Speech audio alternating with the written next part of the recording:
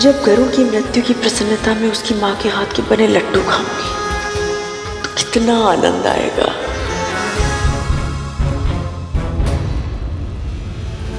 इन्हें इतना प्रसन्न देखकर न जाने क्यों मुझे अजीब सा संदेह हो रहा है। नहीं, कुछ अनुचित नहीं सोचना चाहिए मुझे। पहले भी ऐसे ही संदेह के कारण एक पुत्र को हानि पहुंचा चुकी हूं, फिर मैं वही त्रुटि नहीं कर सकती। हे नारायण, मेरे पुत्र की रक्षा कीजिएगा। ओम विष्णवे नमः, ओम विष्णवे नमः, ओम विष्णवे नमः, ओम विष्णवे नमः, ओम विष्णवे नमः।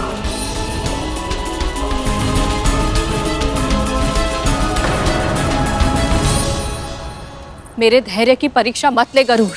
तू स्वयं को मेरा आज्ञाकारी पुत्र कहता है ना, बार बार दावा करता है कि तू मेरा कहा नहीं टाल सकता, तो अभी मेरी अवज्ञा क्यों कर रहा है? मैं आपको क्रोध नहीं दिलाना चाहता माँ, पर क्या करूं, एक अजीब सी शंका मन में जन्म ले रही है।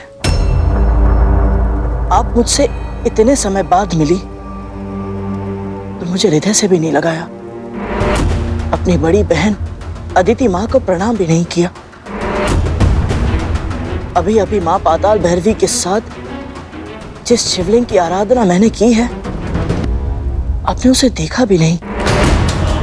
और सबसे बड़ी बात, ये जानते हुए कि मैं अरुण भैया से और शेषनाग भैया से मिलकर आया हूं, आपने ये तक नहीं पूछा कि वो कैसे हैं, कुशल से तो हैं?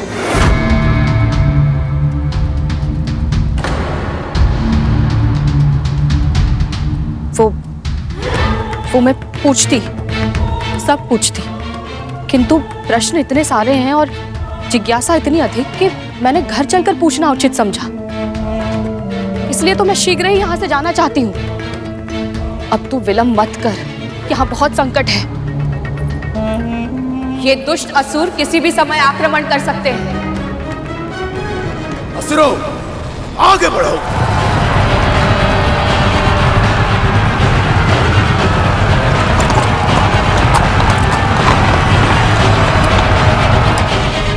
मैं यहाँ से नहीं जा सकता माँ। सोच विचार में समय व्यर्थ मत कर, शीघ्रता कर, चल मेरे साथ।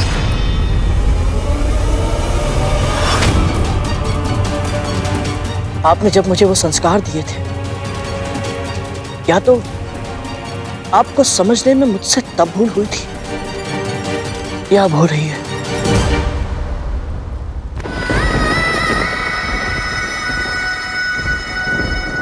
माँ, वो सातों संस्कार एक बार फिर से बताइए ना।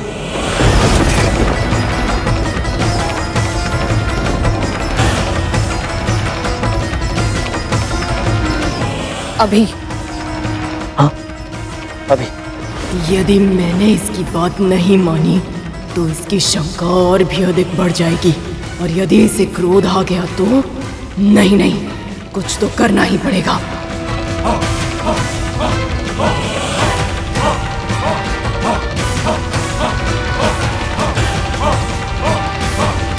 सुनना चाहता है ना, तो सुन, पर इस बार स्मरण रखना, ऐसा कोई युद्ध मत करना जिसे तू जीत ना सके। धर्म के लिए यदि तुझे जगत पिता श्री विष्णु से भी टकराना पड़े तो हिचकिचाना मत। इस संसार में जीवित रहने का अधिकार केवल उसे ही है जो सबसे अधिक शक्तिशाली हो। शत्रु को वार करने का अवसर मिले उससे पहले तू ही उस पर वार कर देना।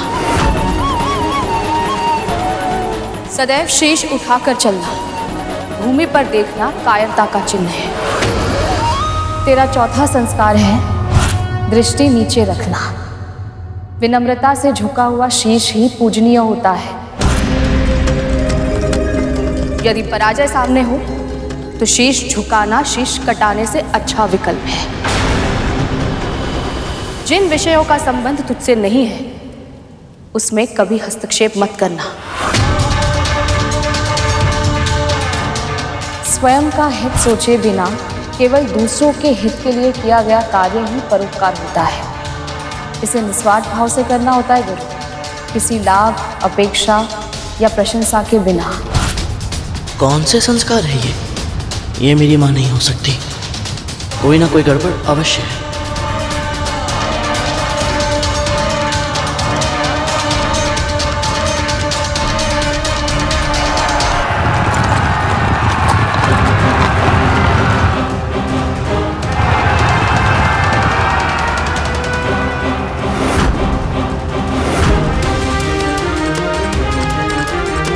गरुड़, उस ओर कहाँ जा रहा है तू? हमें घर जाना है। मैं यहाँ से नहीं जा सकता। अदिति माँ की तपस्या की रक्षा करना मेरा धर्म, और मैं अपना धर्म का पालन करना चाहता हूँ। धर्म अधर्म मुझे समझाएगा? पक्षी है तू, पक्षी है तू, पक्षी है तू, केवल एक पक्षी।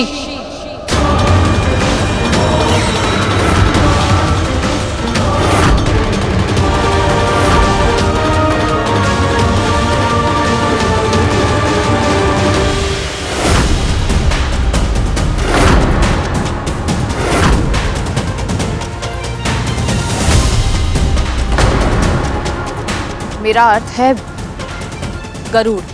ना तो मेरी माँ मुझे कभी ऐसे पुकारती है, और ना ही धर्म के मार्ग पर चलने से मुझे रोकती है।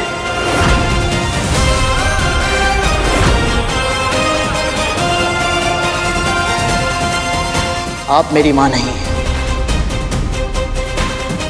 कौन है आप?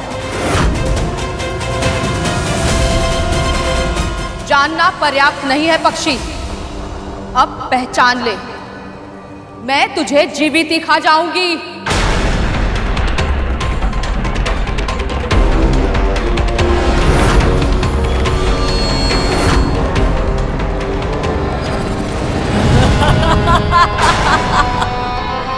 तेरी मृत्यु हूं मैं, सिंह का। सेनापति, आक्रमण कीजिए।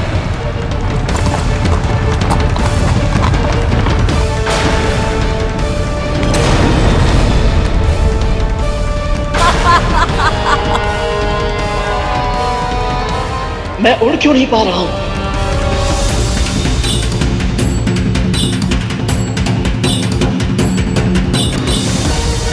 कोई भी प्राणी अपनी छाया से पीछा छुड़ाकर भाग नहीं सकता है, और अब तेरी छाया को मैंने बंदी बना लिया है।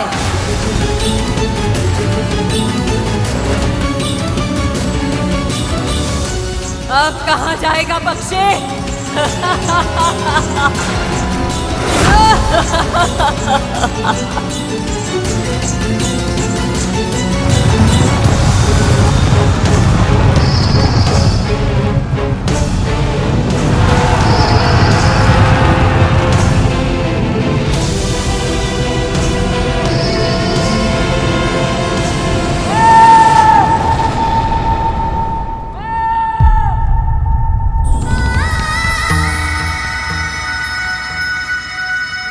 गरुड़, पर ऐसे क्यों पुकार रहा है वो? क्या वो किसी संकट में है? हे जगत पिता, हे प्रभु विष्णु, मैं जानती हूँ भक्त को चिंता नहीं चिंतन करना चाहिए, पर क्या करूँ मैं? जब से मेरा पुत्र मुझे छोड़कर गया है, न जाने क्यों बार बार ऐसा लगता है मुझे जैसे वो चाहकर भी मेरे पास वापस नहीं लौट पाएगा।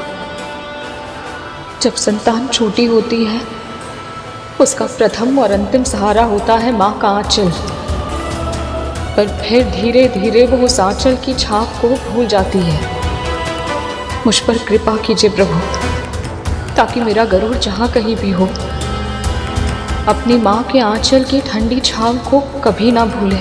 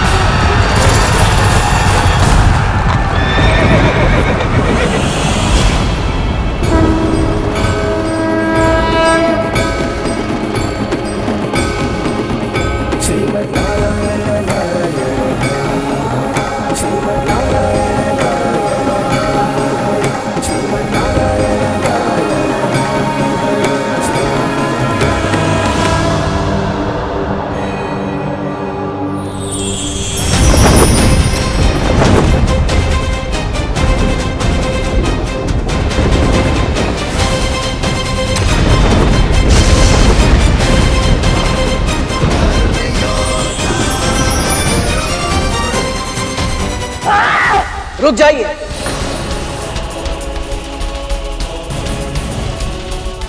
आप मेरी मां बनकर मेरे सामने आए, 2 पल के लिए सही, पर आपके कारण मैं अपनी मां के दर्शन कर पाया, उनके साथ होने के दिव्य अनुभव को जी पाया। इसलिए मैं आप पर प्रहार नहीं करना चाहता।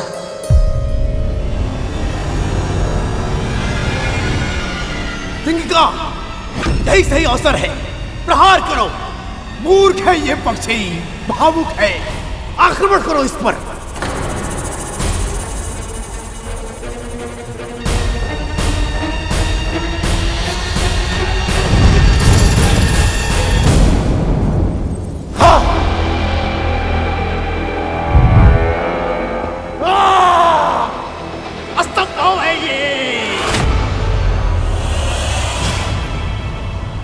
इतनी धृष्टता, मुझे पराजित करने के लिए मां के प्रति मेरे प्रेम का अनुचित लाभ उठाया तूने।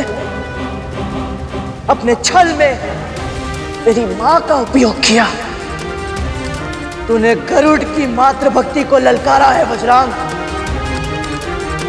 इसी क्षण अपने प्राण बचाकर भाग जा वज्रांग, या फिर अत्यंत भयानक और पीड़ादायक मृत्यु के लिए तैयार हो जा।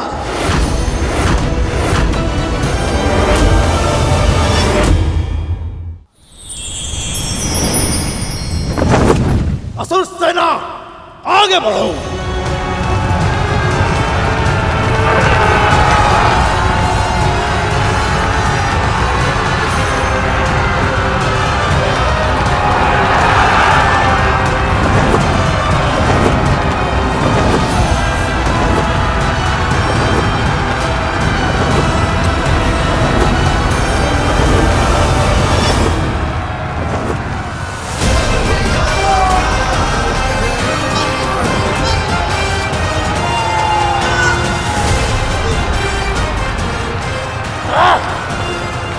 सैनिकों, कहां पीठ दिखाकर भाग रहे हो?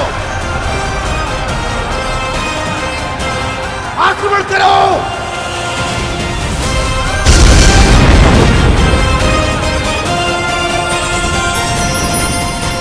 वज्रांग, यह युद्ध उनका नहीं है, यह संघर्ष तेरे और मेरे मध्य है। असुरों का सेनापति है तो निर्दोष सैनिकों के प्राण संकट में मत डाल। यदि साहस है तो युद्ध कर मुझसे, छल से नहीं, बल से, वीरता से। मुझसे युद्ध करेगा तो आज के पश्चात किसी और से युद्ध करने योग्य नहीं बचेगा गरुड़।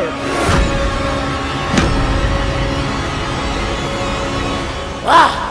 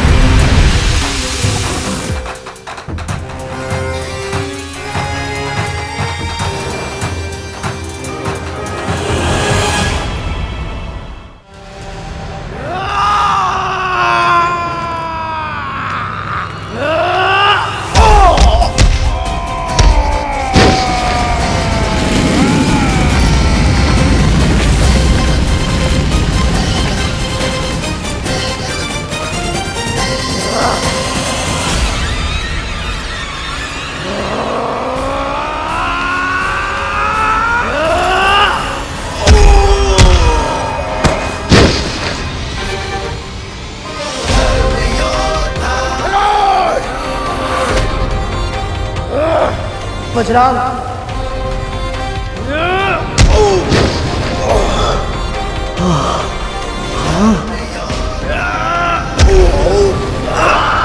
रुक जाओ पुत्र, रुक जाओ।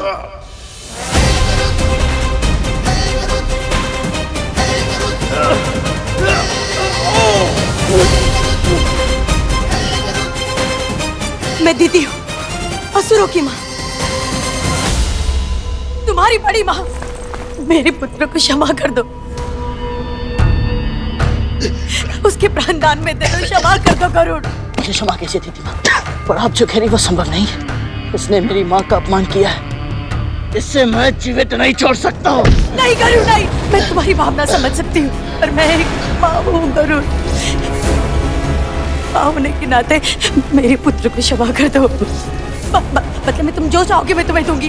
तुम्हारी हर आशा, तुम्हारी हर अभिलाषा पूरी करूंगी। मेरे पुत्र को क्षमा कर दो गरुड़।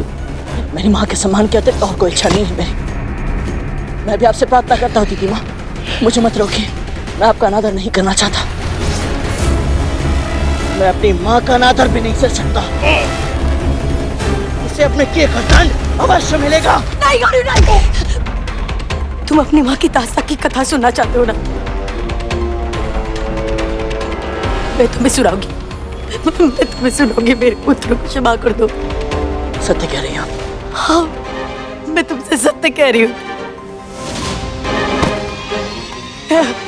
मेरे पुत्र के प्राण के लिए तो बहुत छोटा सा मूल्य है। आप सब कुछ बताएंगे मुझे? हाँ पुत्र, मैं तुम्हें सब कुछ सत्य बताऊंगी।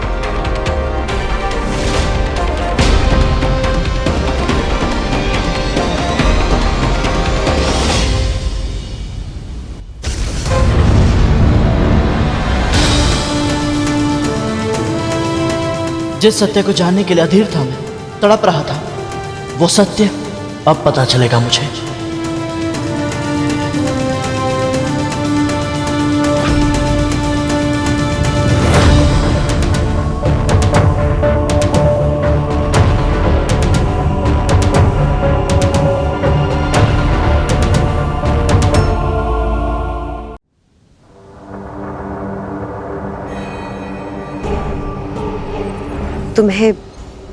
तुम्हें ज्ञात नहीं है गरुड़, तुम्हारे जन्म से पूर्व वृंदा का जीवन कैसा था?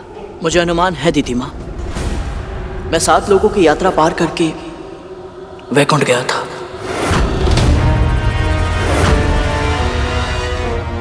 क्या तुमने 7 लोग की यात्रा कर ली? कैसे की तुमने?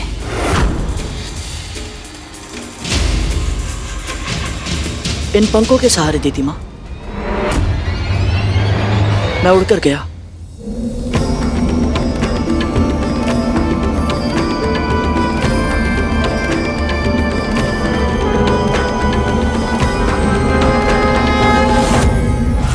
और शीघ्र ही 7 लोग पार करके अपने लक्ष्य तक पहुंच गया। और तुम्हारे मार्ग में कोई बाधा नहीं आई? किसी ने रोका नहीं तुम्हें गरुड़? नहीं, बस विरजा नदी में कुछ समय के लिए फंस गया था। ओम विष्णवे नमः, ओम विष्णवे नमः। और फिर मैं वैकुंठ पहुंचा और वहां मुझे शेषनाग भैया मिले। और शेषनाग ने तुम्हें देखते ही पहचान लिया? नहीं दीदी माँ,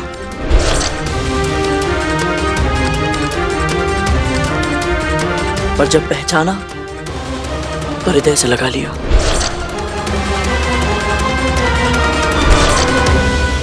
कतरू को और मुझे अनुमान भी नहीं था कि ये पक्षी इतना शक्तिशाली है। गरुड़, और क्या कहा शेषनाग ने तुम्हें? उन्होंने बताया कि बड़ी माँ और उनके अन्य पुत्रों ने छल और कुटिलता से मेरी माँ को अरुण भैया के डिम फोड़ने पर विवश कर दिया था। क्या तुम्हें भी लगता है तुम्हारा डिम सड़ता है? बाहर आकर देख लेना। यदि अभी देखना है तो थोड़ी छोड़ना होगा ना। और उसी कारण अरुण भैया ने क्रोध में आकर मेरी माँ को दास्ता का श्राप दे दिया था। जिस प्रकार मैं अपनी विवशता का दास बन गया उसी प्रकार आप भी अपनी बहन की दासी बनकर रहेंगी। ये श्राप है मेरा।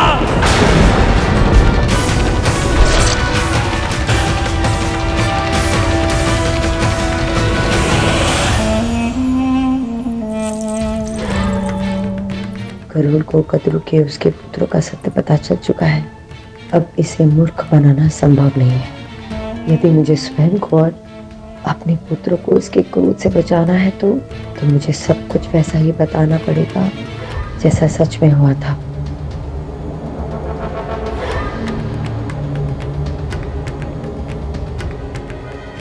शेषनाग भैया ने मुझे यह भी बताया था कि माँ की दास्ता का एकमात्र कारण अरुण भैया का श्राप नहीं है।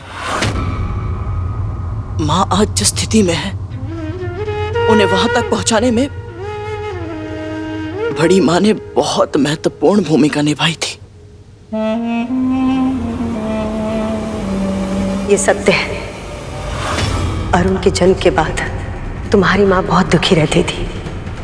उस दुख के अनुभव से लगभग अर्धमृत हो चुकी थी वो, मानो जैसे कोई पत्थर।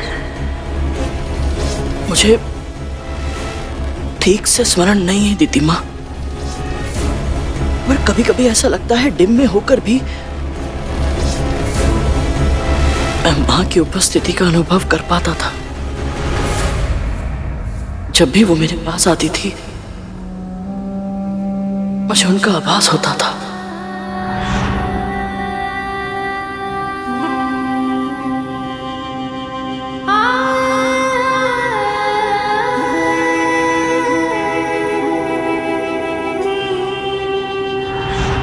अपने निकट उपस्थित व्यक्तियों के प्रति संवेदनशील तो तुम पहले से ही थे।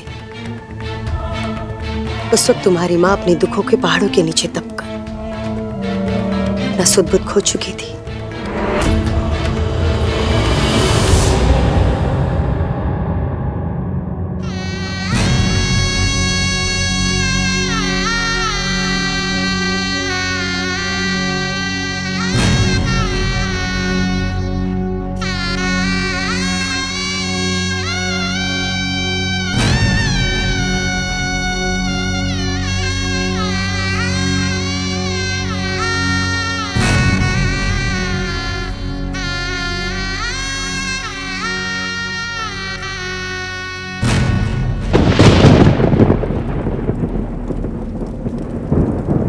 अरुण,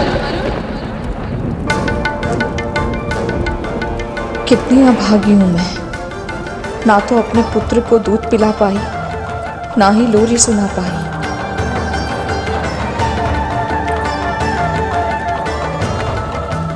और वो भी तो इतनी सी उम्र में अपने घर से, अपनी माँ से इतना दूर है। कौन ध्यान रखता होगा उसका?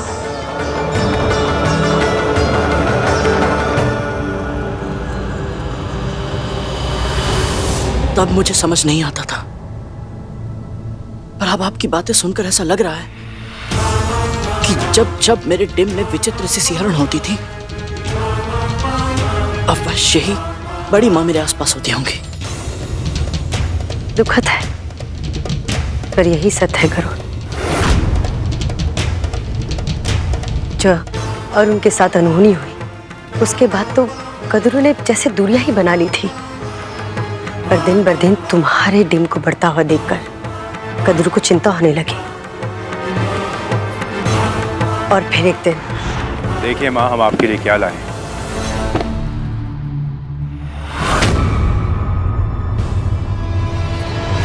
दुनिया के सबसे अनोखे, दुर्लभ और मूल्यवान रत्न। और पता है माँ, इन रत्नों को ढूंढने में और इकट्ठा करके आपके लिए लाने में हमने कितना श्रम किया है, किंतु आपके लिए कुछ भी।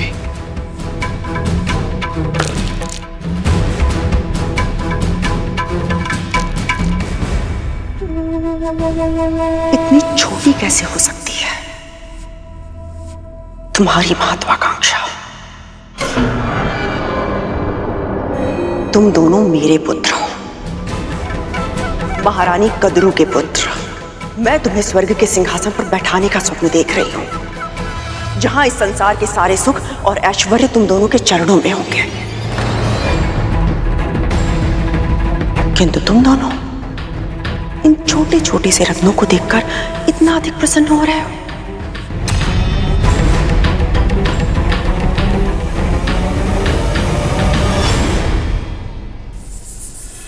विंता के पुत्र को इंद्र से अधिक शक्तिशाली होने का वरदान मिला था, पर कोई भी वरदान मेरे स्वप्न को सत्य में परिवर्तित करने से नहीं रोक सकता।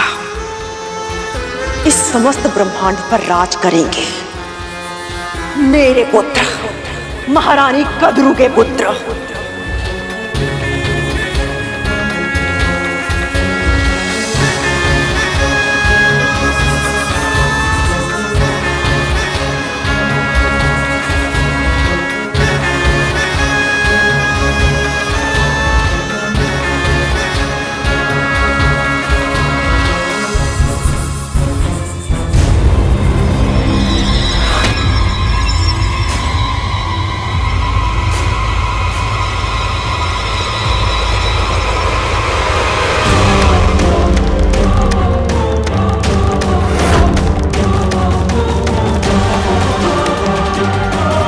ये मेरा संदेह है या ये दिन अनवरत बढ़ता ही जा रहा है।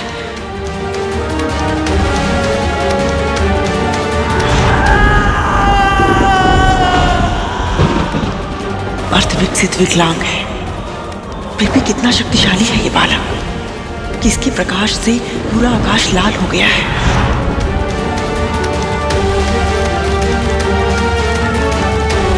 अच्छा ही है ना माँ, छोटी माँ का पुत्र इस डिम से निकलकर जितना बड़ा और शक्तिशाली होगा, उसे युद्ध करके पराजित करने में और पूरा का पूरा निगल जाने में कितना आनंद मिलेगा।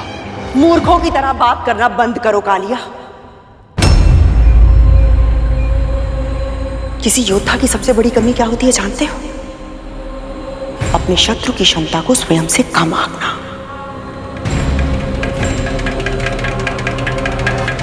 बहुत सावधान रहना होगा हमें, बहुत सावधान। इतनी चिंता करने की आवश्यकता नहीं है माँ।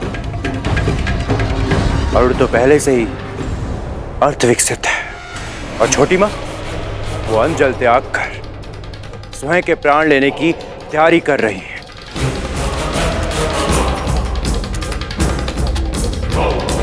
और जब ये पैदा होगा तो हम इसका वध कर देंगे। यदि नहीं कर पाए तो?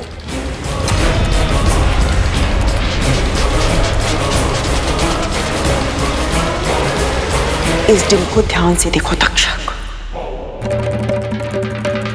800 वर्षों से ये विकसित हो रहा है। पोषण प्राप्त कर करके ये इतना विशालकाय हो गया है कि उसने सूर्य के तेज को भी ढक लिया है।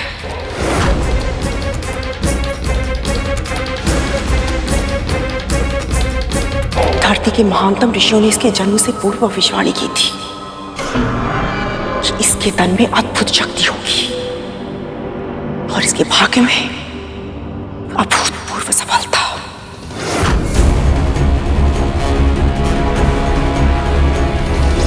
ईश्वर ही जाने कितना शक्तिशाली होगा ये। जब तक हमें उसके सामर्थ्य का अनुमान पूर्ण रूप से नहीं लग जाता, हमें विंता को जीवित रखना होगा। केवल विंता ही है जो अपनी संतान को नियंत्रित करेगी, पर इसके लिए हमें सुनिश्चित करना होगा कि विंता हमारे नियंत्रण में रहे।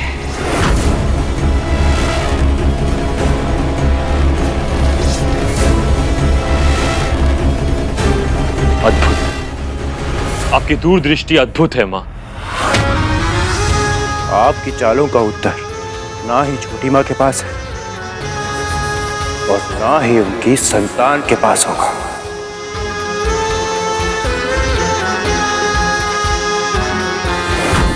जब कद्रू ने विंता के दिल की शक्ति देखी, उसे क्षण उसने तय कर लिया कि उसे कुछ भी करके विंता को अपने नियंत्रण में कर लेना होगा।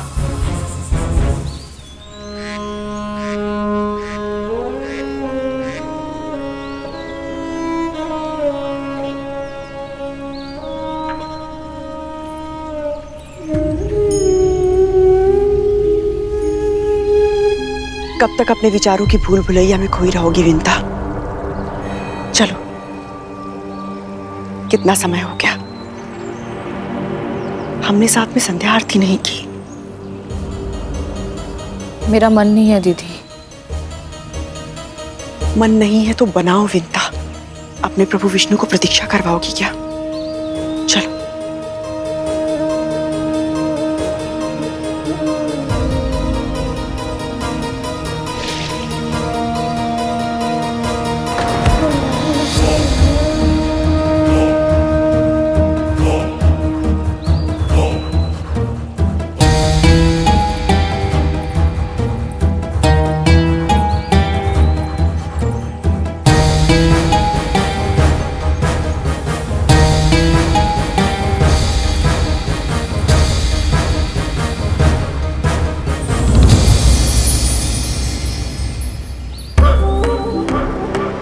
दो दिन से अपने पांव को जल में डालकर बैठी हो।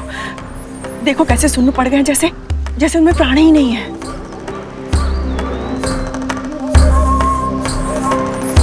विंता,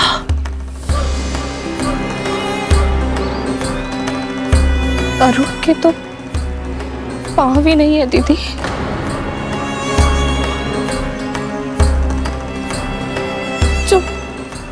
जब मुझे इतना कष्ट हो रहा है तो उसे प्रतिदिन कितना कष्ट सहना पड़ता होगा। मेरे कारण मेरे पुत्र का जन्म अर्धविकसित परिस्थिति में हुआ और अब वो मुझसे इतना दूर चला गया है कि मैं उसका पालन पोषण भी नहीं कर सकती। दीदी, वो अकेले सब कुछ कैसे संभालता होगा? उसे भूख लगती होगी तो उसे भोजन कौन देता होगा? 2 घूंट पानी के लिए उसे कितना प्रयत्न करना पड़ता होगा ना। मुझे क्षमा कर देना विंता। आज तक स्वीकार नहीं करना चाहती थी, किंतु सत्य तो यही है ना कि जो कुछ भी हुआ उसके लिए दोषी मैं हूं। यदि मैं तुमसे नहीं कहती कि मैं 500 वर्षों तक डिम के फूटने की प्रतीक्षा नहीं करूंगी तो अवश्य तुम अपना डिम नहीं फूटती ना।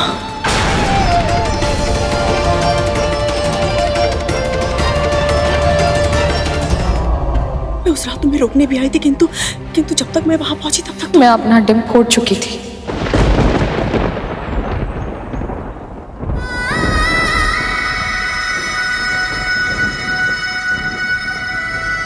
आपने तो केवल कहा था दीदी, किया तो मैंने था।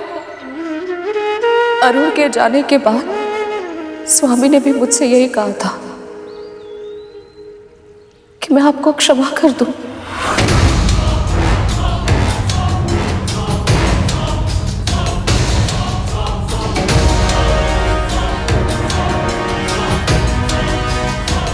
महर्षि कश्यप ने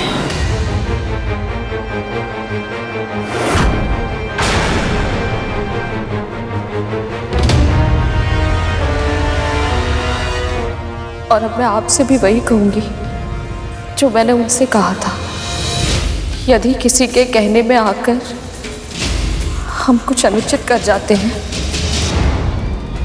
तो दोष कहने वाले का नहीं होता, हमारा होता है, क्योंकि हमने अपने विवेक का उपयोग नहीं किया। इसलिए क्षमा का तो प्रश्न ही नहीं उठता दीदी। दोष मेरा है क्योंकि दायित्व मेरा था। ये पाप मैंने किया है और इस पाप के लिए मैं स्वयं को जितना दंड दूं उतना कम है। स्वयं के साथ और उससे अधिक अपने अजन्मे पुत्र के साथ तुम अत्याचार कर रही हो विंता। हम दोनों माँ है विंता, और माँओं को अपने पुत्रों के लिए, अपनी संतानों के लिए स्वयं को संभालना ही पड़ता है। तुम्हारा तन और मन स्वस्थ होगा तभी तो तुम अपने होने वाले पुत्र का ध्यान रख पाओगी। देखो कितनी शीघ्र कितना बड़ा हो गया वो।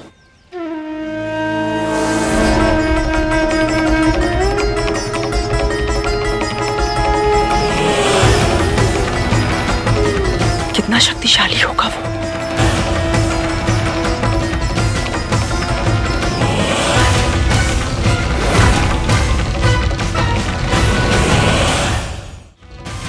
जब शक्ति अधिक हो तो उसे सजोने का, संवारने का उत्तरदायित्व भी अधिक होता है।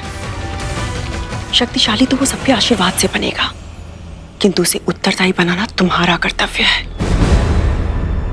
ताकि उस शक्ति का अनुचित उपयोग ना हो। ना वो क्रोधी बने, ना वो दंभी बने। इसलिए तुम्हें उसे नियंत्रित करना होगा, है ना?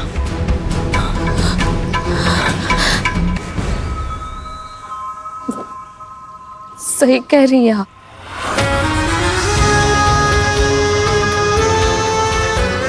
मैं चाहती थी मेरा पुत्र अपने माता पिता का सम्मान करे, उनके संस्कार सीखे, पर उससे पहले मुझे योग्य बनना होगा, क्योंकि संतान अपने माता पिता को जैसा व्यवहार करते देखती है वही सीखती है और वैसा ही आचरण भी करती है।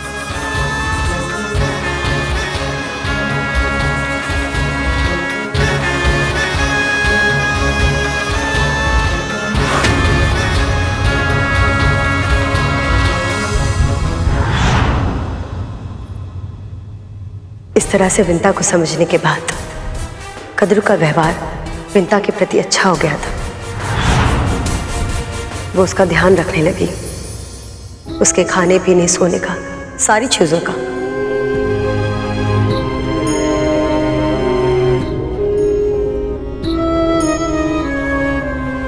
विंता का स्वास्थ्य भी अच्छा होने लगा था, परंतु उसका मन अभी भी अरुण के लिए विचलित था। सब ठीक हो जाएगा विंता, सब ठीक हो जाएगा।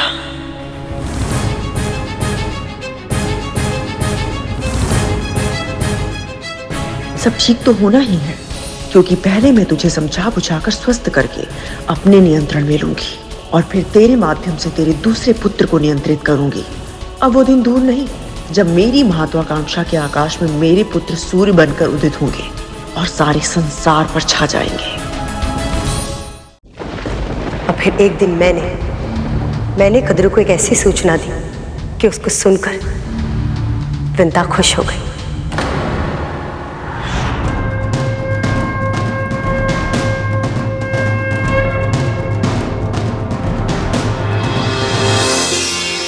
विंता, मैंने कहा था ना तुमसे कि सब कुछ ठीक हो जाएगा। देख, सब कुछ ठीक हो गया। क्या हो गया दीदी? क्या कह रही हैं आप? तुम्हारी पूजा और अरुण की तपस्या सफल हुई है विंता। अब वो अकेला नहीं है, सूर्यदेव ने हमारे अरुण को अपने रथ का सारथी बना लिया है।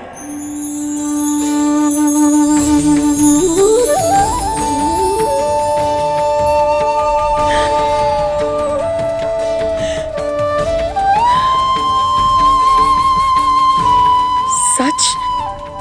हाँ विंता, बिल्कुल सच। तुम अब प्रतिदिन अपने पुत्र की लालिमा का अनुभव कर पाओगी और वो भी तुमको देख सकेगा। प्रतिदिन विंता, प्रतिदिन। आपको अनुमान भी नहीं है कितनी प्रसन्नता दी है आपने मुझे, कितनी शांति मिली है मेरे हृदय को। अब बस किसी तरह मैं भी आपको प्रसन्नता दे पाऊं। इतनी छोटी सी बात,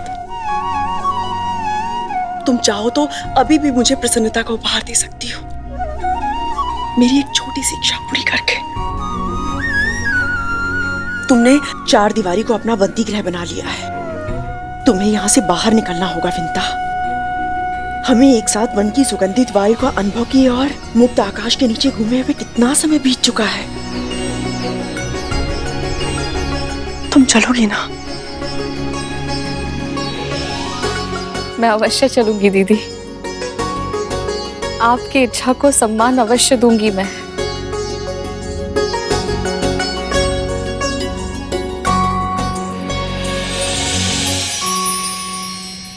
मेरी इच्छा तो बस ये है कि तुम्हें इन चार दीवारों से बाहर निकालने के बहाने आजीवन दास्तां की बेड़ियों में बांध सकूं।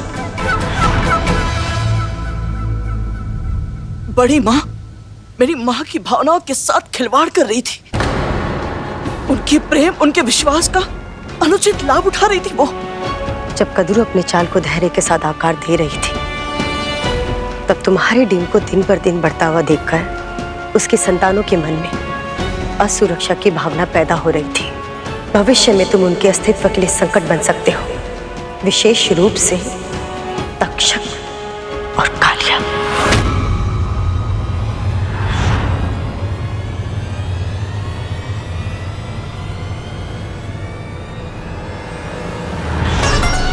मुझे धुंधला धुंधला स्मरण हो रहा है।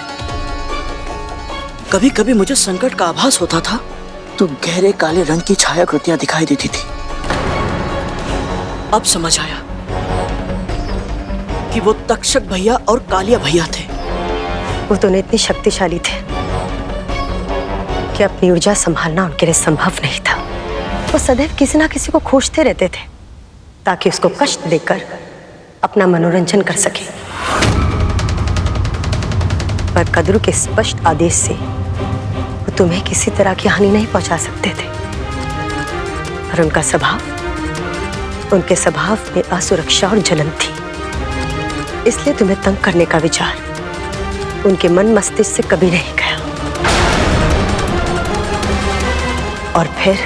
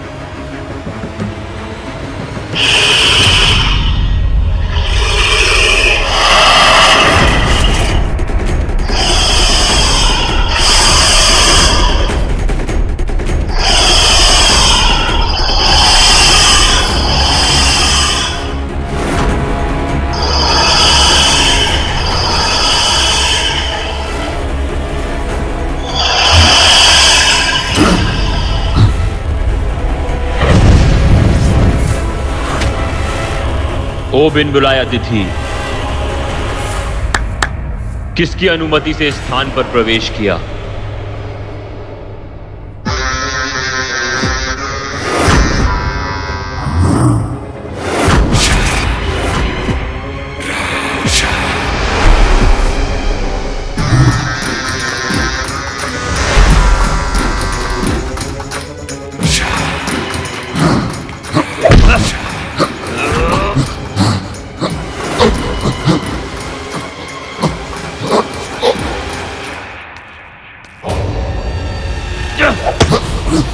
रुक जा।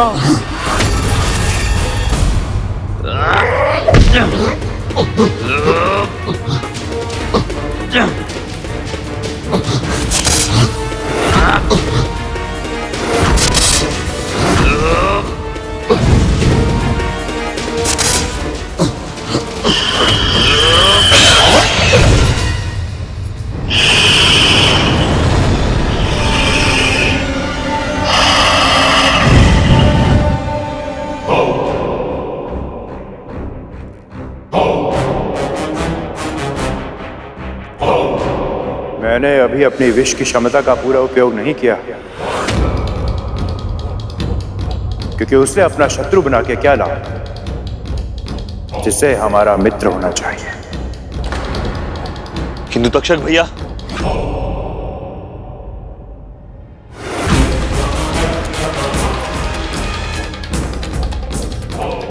परंतु मैं तुमसे मित्रता क्यों करूं? क्योंकि हमारी मित्रता से तुम्हें वो उपहार मिलेगा जिसकी तुम कभी कल्पना भी नहीं कर सकते।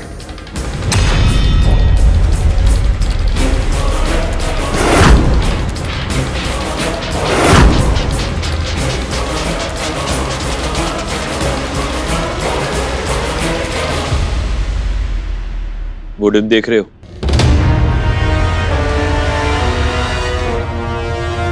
पिछले 800 वर्षों से वो डिम परिपक्व होने की प्रतीक्षा कर रहा है। जरा सोचो, उसके अंदर पल रहा प्राणी कितना बड़ा होगा, कितना स्वादिष्ट होगा।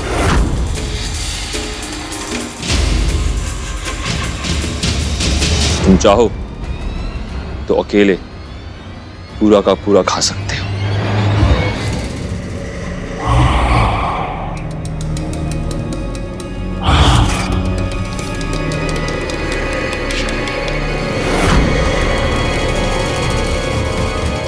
वाह, इस प्रकार का आहार! वाह, तुम दोनों निश्चित ही मेरी मित्रता के योग्य हो।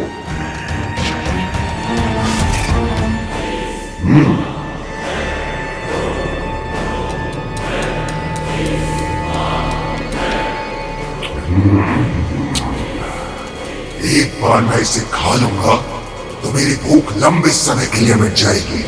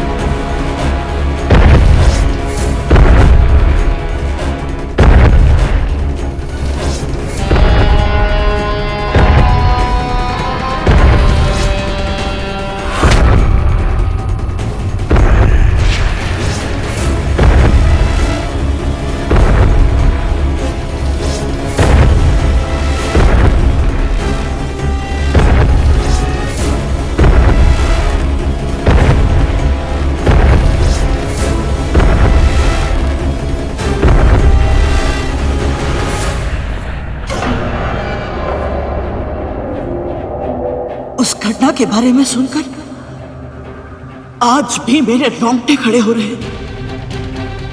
मुझे अच्छी तरह स्मरण है वो दिन। बहुत आशंकित था, दिन के भीतर असहाय अनुभव कर रहा था। लग रहा था जैसे साक्षात मृत्यु मेरी ओर बढ़ी चली आ रही है। मृत्यु का दूसरा नाम था वो दानव, जिसे तक्षक और कालिया ने भेजा था तुम्हारे लिए। पर वो नहीं जानते थे कि वो कितनी बड़ी संकट में फंसने वाले थे।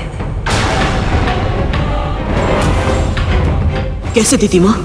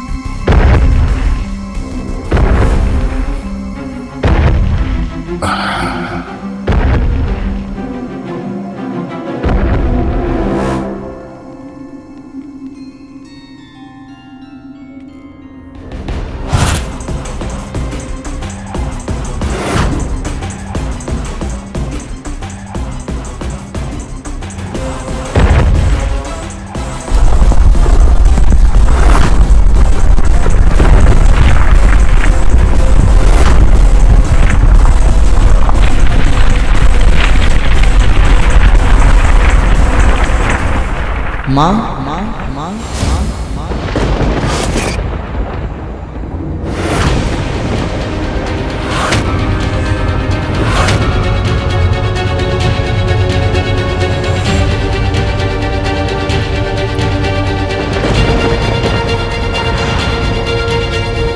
मुझे आभास हो रहा था दीदी माँ कि कोई भयानक दुष्ट छाया मेरे डिम की भारी आवरण को छू रही है। मैंने उसके हाथों के निशान भी देखे थे। बहुत भयभीत हो गया था। बस उस समय मुझे स्मरण हुआ कि माँ हर समय प्रभु विष्णु का नाम जपती रहती है और मैंने भी वही किया। फिर उसके बाद क्या हुआ यह मुझे स्मरण नहीं। मैं बताती हूँ कि उसके आगे क्या हुआ।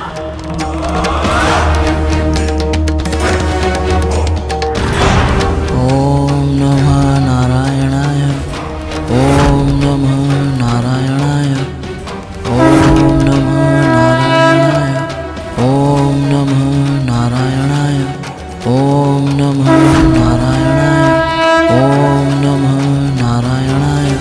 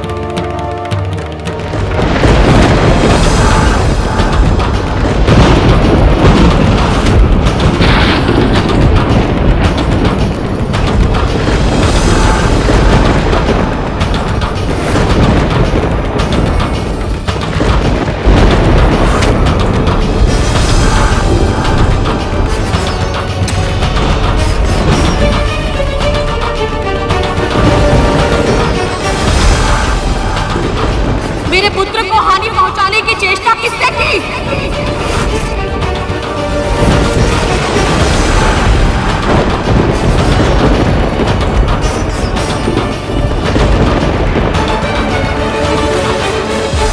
पर माँ तो सदैव प्रसन्नचित्त रहती है। परिस्थिति कैसी भी हो, ना उनका मन भटकता है ना मस्तिष्क विचलित होता है। उन्हें इतना अधिक क्रोध आ सकता है, ये विश्वास करना भी कठिन है मेरे लिए। जानते हो, संसार में सबसे ज्यादा बलवान, सबसे ज्यादा बुद्धिमान व्यक्ति को भी किससे भय लगता है? समुद्र के मध्य आने वाली आंधी से, अमावस्या की घनघोर अंधेरी रात्रि से, और सत्य के मार्ग पे चलने वाले उस व्यक्ति के क्रोध से, जिस व्यक्ति ने कभी किसी का बुरा ना किया हो।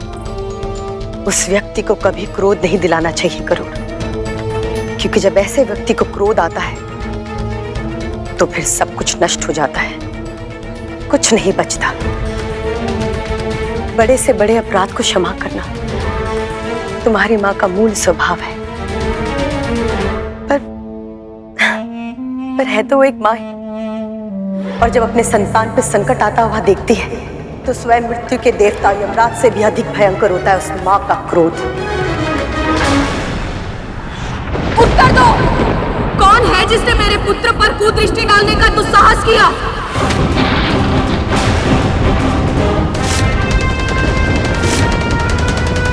कायरों की भांति छिपे मत रहो, सामने आओ। किसका षड्यंत्र है ये? शांत हो जाओ विद्या, शांत हो जाओ। तुमने देखा ना, वो कोई अनजान ही था। पर वो था कौन? कैसे आया यहाँ? और क्यों मेरे पुत्र को हानि पहुंचाना चाहता था? तक्षक कालिया, सच कहो, क्या जानते हो उसके बारे में?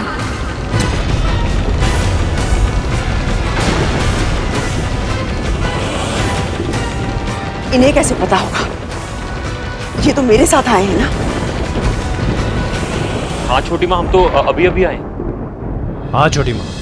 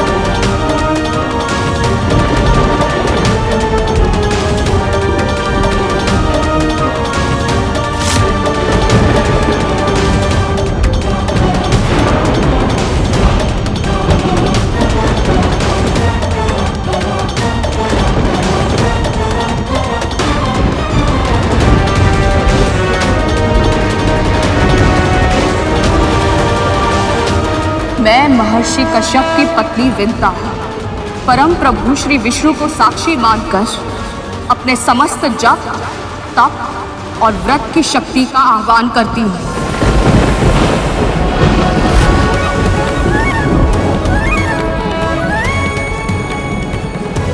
मैं अपने डिम के निकट रहूं या ना रहूं, यदि कोई भी प्राणी मेरी इच्छा के बिना इस सुरक्षा घेरे को पार करने का प्रयत्न करेगा, वो उसी क्षण जलकर भस्म हो जाएगा।